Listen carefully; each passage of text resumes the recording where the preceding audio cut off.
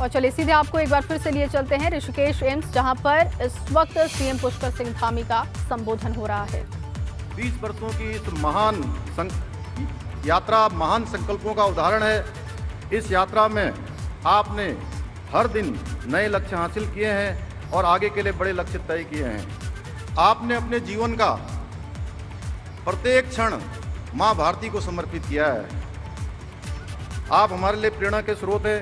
हमारे शास्त्रों में कहा गया है, अमंत्रम अक्षरम नास्ति नास्ति मूलम मनोषधम अयोग्यम पुरुषो नास्ति योजका तत्र दुर्लभ। अर्थात कोई ऐसा अक्षर नहीं जिससे कोई मंत्र न बनता हो, कोई ऐसी जड़ नहीं है जिससे कोई औषधि न बनती हो, कोई ऐसा व्यक्ति नहीं जो किसी न किसी कार्य का न हो। जो दुर्लभ है वो एक अच्छा योजक होना। और हमारे लिए हर्ष की बात है कि आज एक महान योजक के रूप में आदरणीय प्रधानमंत्री जी हमारे बीच में उपस्थित हैं। आज माननीय प्रधानमंत्री जी ने देशवासियों की सुरक्षा एवं सेवा के लिए राष्ट्रव्यापी जीवन रक्षक ऑक्सीजन प्लांटों को समर्पित किया है। इसके लिए मैं अपने हृदय की गहराइयों से उनका आभार व्यक्त करता हूं।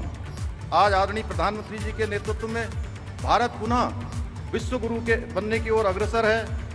आज से लगभग 1.5 वर्ष पूर्व जब कोरोना महामारी का प्रारंभ हुआ था, तब से लेकर आज तक माननीय प्रधानमंत्री जी ने एक नेता के रूप में, एक प्रशासक की भांति ही नहीं बल्कि हमारे अभिभावक की भांति हमारा हाथ थामा और मुश्किल की घड़ी में पूरी देश को हौसला देने का काम किया। आज भारतवर्ष ही नहीं बल्कि पूरा विश्व इस बात का साक्षी है कि जिस देश को लेकर, जैसा आदरणीय मनसुख भाई कह रहे थे अभी कि विशेषज्ञ तरह तरह की आशंका जता रहे थे, उस देश ने न सिर्फ कोरोना का डटकर सामना किया बल्कि वैक्सीन बनाने में भी अग्रणी भूमिका निभाई।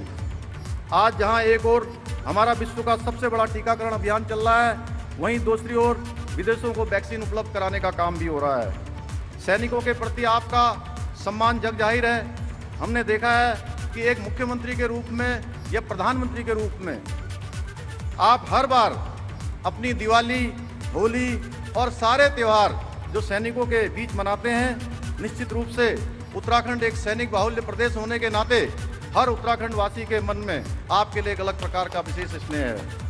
इसके साथ ही मैं हृदय से आपका आभारी हूँ। आपने मुझ जैसे एक सैनिक पुत्र को उत्तराखंड के मुख्य सेवक के रूप में काम करने का अवसर भी दिया है। महोदय, आज का दिन ऐतिहासिक दिन है। आज आप एक लोक सेवक और प्रशासक के रूप में अपने 20 वर्ष पूर्ण कर रहे हैं। पहले जहां गुजरात के मुख्यमंत्री के रूप में गुजरात के विकास के लिए अतुलनीय कार्य किया है, वहीं आज भारत के प्रधानमंत्री के रूप में भी महान कार्य कर रहे हैं। पहले एक समय में देश भर में केवल एक एम्स होता था और कोई भी बीमारी होने पर लोग दिल्ली जाते थे, उनको भागना पड़ता था, अपना व्यवस्था जुटानी पड़ती थी।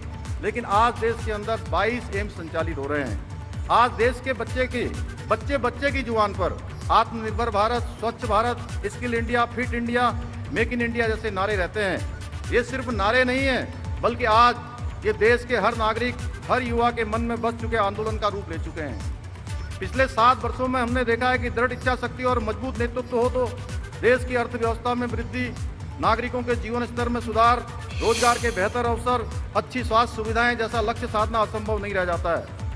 कोरोना काल में आत्मनिर्भर भारत योजना, प्रधानमंत्री गरीब कल्याण अन्न योजना ने करोड़ों लोगों को रोजगार और 2 वक्त का भोजन सुनिश्चित किया है। जहां एक और आयुष्मान भारत योजना ने देश के हर व्यक्ति को भरोसा दिलाया है कि बीमारी के समय पर उन्हें उपचार अवश्य मिलेगा। वहीं दूसरी ओर उज्ज्वला योजना ने करोड़ों गरीब माताओं बहनों के आंसू पोंछने का काम किया है। आप ही का चमत्कारी नेतृत्व है जिसके कारण से सैकड़ों वर्षों से अपने निर्माण की बाट जो रहे श्री राम मंदिर के निर्माण का मार्ग भी प्रशस्त हुआ है। आपके नेतृत्व में ही कश्मीर से धारा 370 खात्मा हो चुका है और कश्मीर का भारत में पूर्ण एकीकरण हो सका है। चाहे औद्योगिक विकास हो या शैक्षिक विकास हो, सामाजिक विकास हो या आध्यात्मिक विकास हो, आपकी सोच व्यापक रही है। यह नमामि गंगे स्वच्छता अभियान, नई शिक्षा नीति, इंद्रधनुष योजना, one nation one ration card जैसी अनेकों कल्याणकारी योजनाओं से परिलक्षित होता है। आपके ही नेतृत्व में सालों से लंबित मामलों में जैसे 3 तलाक, जीएसटी, 1 रैंक 1 पेंशन आदि का निराकरण हो सका है। आदरणीय प्रधानमंत्री जी, आपके नेतृत्व में आज देश के हर वर्ग और क्षेत्र के लोगों के लिए इतने कार्य किए जा रहे हैं यदि उन्हें एक एक करके गिनाया जाए और उनके लाभों पर बात की जाए तो समय बहुत कम पड़ जाएगा। जैसा कि हमें ज्ञात है, देवभूमि उत्तराखंड पंच बद्री, पंच केदार, पंच प्रयाग की भूमि है। यह 4 धाम की भूमि है। ये वीरों की भूमि भी है, जिसे माननीय प्रधानमंत्री जी ने सैन्य धाम की भी संज्ञा दी है। उत्तराखंड की इस भूमि से माननीय प्रधानमंत्री जी का विशेष स्नेह किसी से छुपा नहीं है। यहाँ का प्रत्येक नागरिक माननीय प्रधानमंत्री से स्वयं को जुड़ा हुआ पाता है। हम सब जानते हैं आप बाबा केदारनाथ जी के अनन्य भक्त हैं। मुझे यह बताते हुए अत्यंत हर्ष हो रहा है कि आपके आने के ठीक पूर्व पिछले 1.5 वर्ष से बंद 4 धाम यात्रा अब अपने पूर्ण रूप में शुरू हो चुकी है। केदारनाथ की त्रासदी के समय आदरणीय मोदी जी गुजरात के मुख्यमंत्री थे, तब भी वो उत्तराखंड की जनता के लिए पूर्ण रूपेण साथ खड़े थे। कोरोना महामारी में उत्तराखंड जैसे भौगोलिक कठिनाइयों से घिरा राज्य में भी आदरणीय प्रधानमंत्री जी ने साधन संसाधनों की कोई कमी नहीं होने दी और व्यक्तिगत रूप से उत्तराखंड की चिंता की है। आपने उत्तराखंड के लिए 4 धाम ऑल वेदर रोड है, भारतमाला प्रोजेक्ट तथा ऋषिकेश कर्णप्रयाग रेल लाइन की जो सौगात दी है, उसके लिए हम आपका हृदय से धन्यवाद व्यक्त करते हैं। आर्थिक विकास के साथ साथ सामाजिक सांस्कृतिक विरासत का संरक्षण एवं संवर्धन आपके महान उद्देश्यों में सम्मिलित रहा है।